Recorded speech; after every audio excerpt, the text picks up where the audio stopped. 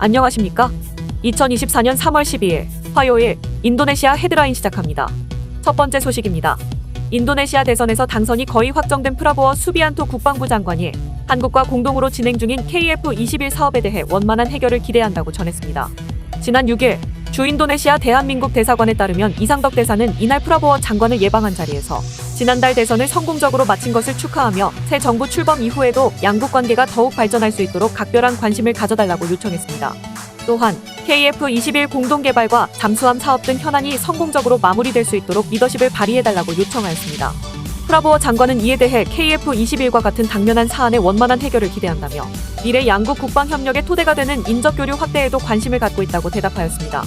또한 프라보워 장관은 한국 기업들이 인도네시아 경제에 기여하는 것을 인정하며 기업이 투자하기 좋은 환경을 만들 수 있도록 정부 차원의 노력을 아끼지 않겠다고 강조하였습니다. 이어 한국의 산업화와 경제발전 과정을 높이 평가하며 인도네시아 경제가 도약하는 과정에서 한국과의 협력을 기대한다고 덧붙였습니다. 한편 인도네시아는 2019년부터 KF-21 개발비의 20%인 약 1조 7천억 원을 부담하기로 한 약속을 지키지 못하고 있으며 현재 약 1조 원을 연체 중입니다.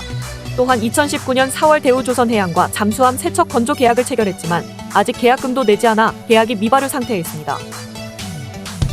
다음 소식입니다.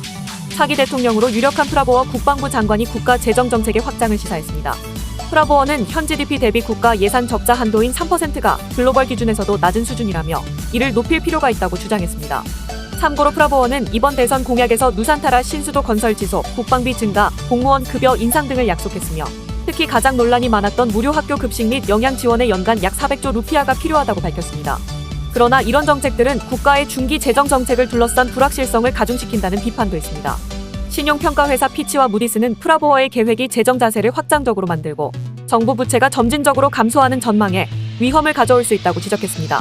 프라보워는 예산 적자 규모에 대한 구체적인 수치를 밝히지 않았으며 이전 정부와 현 정부의 경제 및 재정 관리자로부터 의견을 모으고 싶다고 말했습니다. 그러나 그의 선거 캠페인팀의 에르윈 부국장은 적자 한도를 GDP의 3%에서 6%로 늘릴 것을 제안했습니다. 한편 스리 물리아니 재무부 장관은 내년 국가예산 계획의 적자가 2.45에서 2.8%로 예상됐다고 밝혔습니다. 이는 올해 목표인 2.29%보다 높은 수준입니다. 재무부 장관은 2025년 예산안에 무료급식을 포함한 차기 대통령이 추구할 수 있는 여러 프로그램이 포함되어 있다고 말했습니다. 다음 소식입니다. 미국이 인도네시아의 신수도인 누산타라 개발 지원을 위해 400만 달러의 보조금을 지원한다고 발표했습니다.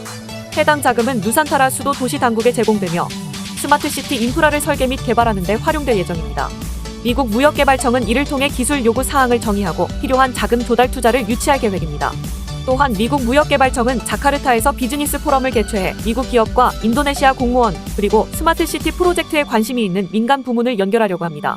이를 통해 인도네시아는 민간 부문에 의존하여 누산타라 대규모 프로젝트의 대부분 비용을 충당하려는 계획입니다.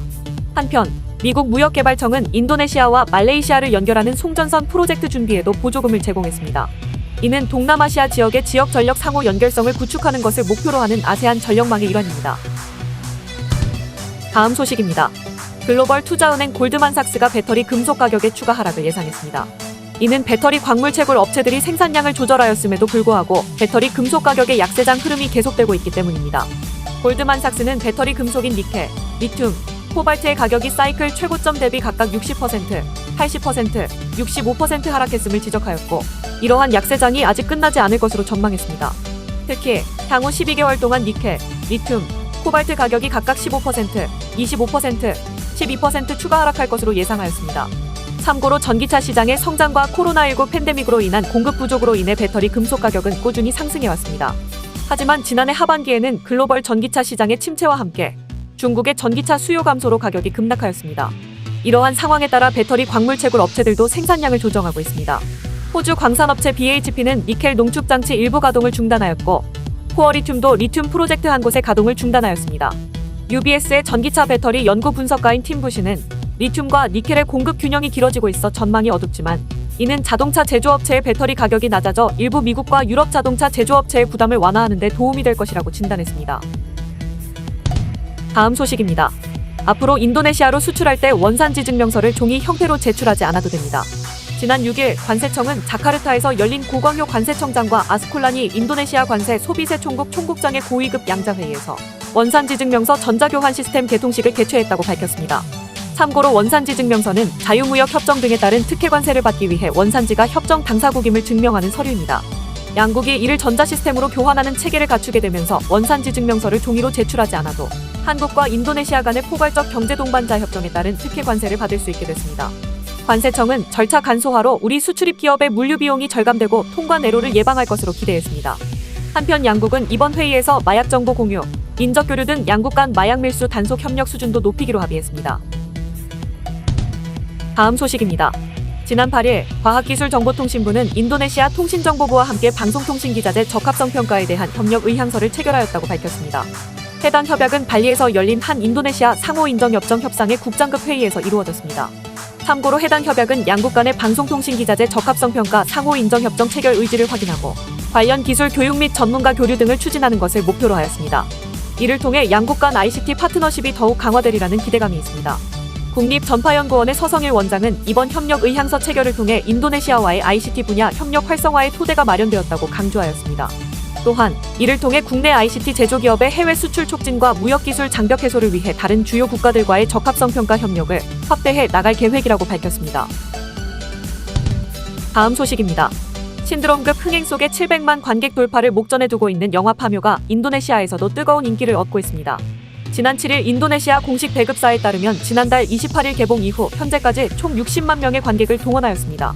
인도네시아에서 가장 많은 관객을 끌었던 한국 영화는 70만 명의 관객을 모은 기생충이었으나 현재 파묘의 흥행 속도를 고려하면 기생충의 기록을 뛰어넘을 전망입니다.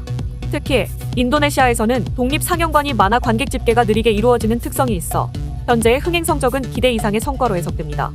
파묘의 흥행 원동력은 풍수지리, 굿 등 토속신앙과 동양적인 소재가 인도네시아 관객들의 관심을 끈 데에 있다고 평가받고 있습니다. 또한 글로벌 스타 이도현과 김고은의 출연이 파묘의 흥행을 견인하였습니다. 인도네시아 공식 배급사의 SNS에는 두 배우를 응원하며 100만 관객 돌파를 기대하는 팬들의 글이 쏟아지고 있습니다. 시청해주셔서 감사합니다. 다음 시간에 뵙겠습니다.